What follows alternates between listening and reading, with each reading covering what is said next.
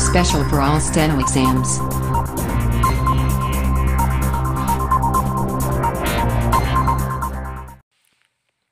Hello दोस्तों, आत्ममंथन stenography के YouTube channel में आपका हार्दिक स्वागत है।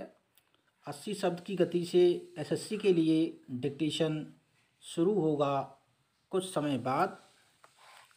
अगर आप इस डिक्टेशन का पीडीएफ प्राप्त करना चाहते हैं तो हमारे टेलीग्राम ग्रुप से जुड़ सकते हैं, जिसका लिंक वीडियो के डिस्क्रिप्शन में है। डिस्क्रिप्शन में जुड़ने के लिए यूट्यूब चैनल में जाएं। डिक्टेशन शुरू होने में कुछ समय शेष। स्टार्ट। महोदय, आज रक्षा मंत्री ने कहा कि देर सवेर भारत और चीन को परमाणु शक्ति से जुड़े मामलों पर आपसी विश्वास का माहौल पैदा करने की दिशा में बातचीत करनी चाहिए। इस सिलसिले में परमाणु परीक्षण के बाद से दोनों के बीच बातचीत में कुछ ठहराव आ गया था। इसी ध्येय को लेकर चीन के साथ कुछ प्रारंभिक बातचीत शुरू करने पर विचार विमर्श चल रहा है। उन्होंने इस बारे में कहा है कि हमारी मूल चिंताओं का विषय भारत की भौगोलिक और राजनीतिक स्थिति है। इस मुद्दे पर चीन और पाकिस्तान के सामरिक संबंध इस विषय के दायरे में मापे जाने चाहिए। भारत और पाकिस्तान के बीच हुई वार्ता लंबी खिंच जाने से हमको निराश होने की ज़रूरत नहीं है, बल्कि दोनों पक्षों की ओर से बातचीत शुरू किया जाना एकमात्र सराहनीय कदम होगा। अमेरिका भी भारत से कुछ निश्चित अपेक्षाएं रखता है, जिन्हें स्वीकार नहीं किया जा सकता।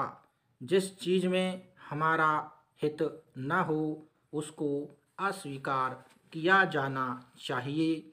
महोदय, भारत एक बहुत बड़ा देश है। यह किसी भी हालत में किसी से कमज़ोर पड़ने वाला नहीं है। हमारे देश के अंदर बहुत शक्तिशाली देश बनने की सभी क्षमता और संभावना मौजूद हैं। भारत एक विकसित शक्तिशाली देश है, इससे इनकार नहीं किया जा सकता। इसलिए अमेरिका को चाहिए कि वह भारत की सुरक्षात्मक चिंताओं को समझे और जो अपरिहार्य है उसे स्वीकार करना चाहिए। अमेरिका ने परमाणु एवं अनेक मुद्दों पर चीन के साथ पहले ऐसा ही कुछ किया था। उन्होंने कहा था कि अमेरिका को यह समझना होगा कि दुनिया बहुध्रुवी जगत की ओर बढ़ रही है। भारत उन ध्रुवों में से एक है। अपने एक महत्वपूर्ण बयान में रक्षा मंत्री ने कहा है कि यदि उग्रवादियों को लोकतांत्रिक प्रक्रिया में शामिल कर स्वतंत्र और निष्पक्ष चुनाव के जरिए प्रशासन में भागीदार बनने का अवसर दिया जाए तो कुछ स्थानों पर इस विवाद का एक राजनीतिक समाधान खोजा जा सकता है। सभापति जी, अब मैं आपसे चौथा प्रश्न करना चाहता हूं, जो ऊर्जा विभाग के संबंध में है, और वह यह है कि मेरे क्षेत्र में अमरपाटन विद्युत सहकारी समिति मर्यादित का विलीनीकरण मध्य प्रदेश पूर्व क्षेत्र विद्युत वितरण कंपनी में कर दिया गया है और संभागीय कार्यालय अन्यत्र दूर कर दिया है।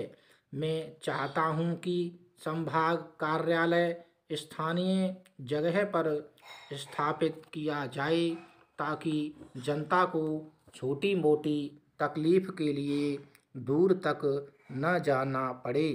कृपया मेरा निवेदन स्वीकार करना चाहेंगे। सभापति महोदय, ऐसा प्रतीत होता है कि आज बिजली जीवन उपयोगी अनिवार्य आवश्यकता होती जा रही है। इस परिस्थिति में आने वाली छोटी छोटी बिजली से संबंधित अनेक समस्याएं के निराकरण के लिए क्षेत्रीय जनता को 100 किलोमीटर यात्रा करनी पड़ती है। अभी प्रदेश में जिन समितियों को समाप्त किया गया है, उनकी जगह संभाग पर गठन किया है। आम जनता द्वारा विद्युत संभाग जिला स्तर पर गठित करने की मांग की जा रही है। मेरे मत के अनुसार यह मांग यथोचित और न्यायसंगत प्रतीत हो रही है, इसीलिए मान्य कर लिया जाना चाहिए। माननीय सभापति महोदय, मेरा 5वां सवाल यह है कि मेरी क्षेत्रीय तहसील के अंतर्गत सुबह 7 बजे गांव के समीप नाले से मिट्टी खोदने गए थे, जहां पर खदान धसकने के कारण मिट्टी में दबने से एक ही परिवार के 3 लोग दर्दनाक मौत का शिकार हो गए थे। मृतक के परिवार में पत्नी एवं छोटे बच्चे शेष बचे हैं और आजीविका हेतु थोड़ी सी मात्रा 6 बीघा बीहड़ी जमीन होने के कारण उनके समक्ष रोजी रोटी का संकट उत्पन्न हो गया है। इस दर्दनाक हादसे से आसपास रोजी रोटी का संकट उत्पन्न हो गया है। इस दर्दनाक हादसे से आसपास के क्षेत्र में चारों ओर भय का वातावरण निर्मित है, परंतु स्थानीय प्रशासन का जिम्मेदार अधिकारी घटना स्थल पर नहीं पहुंचा और न ही जिला शासन ने मृतक पर आश्रित रहने वाले परिवार को किसी भी प्रकार की कोई आर्थिक सहायता मुआवजा उपलब्ध कराया गया है। मैं शासन से गुजारिश करता हूं कि इस बयान को ध्यान देकर पीड़ित परिवार को आर्थिक सहायता दी जाए तो मुझे बड़ी प्रसन्नता होगी। आदरणीय महोदय, हमारे संविधान में समाजवाद, धर्मनिरपेक्षता, धन का समान वितरण एवं सामाजिक न्याय इत्यादि के लक्ष्य निर्धारित किए गए हैं।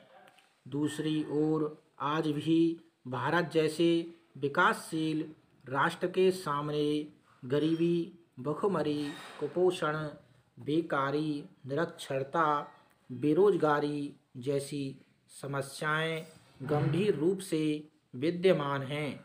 जब वहाँ इन संवैधानिक लक्ष्यों का महत्व और भी अधिक हो जाता है, इन चुनौतियों का सामना करने के लिए संवैधानिक लक्ष्यों को प्राप्त करने के लिए आम जनता अपने प्रतिनिधि चुनकर संसद भेजती है।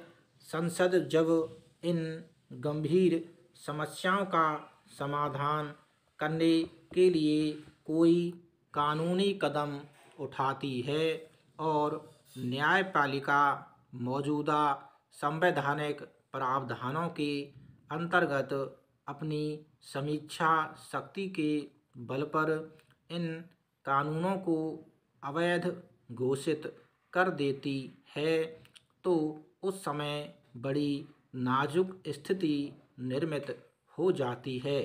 इस संबंध में अनुभव करने वाली बात यह है कि जब इस तरह के न्यायिक निर्णय देश के आर्थिक सामाजिक विकास में गतिरोध के रूप में साबित होने लगते हैं।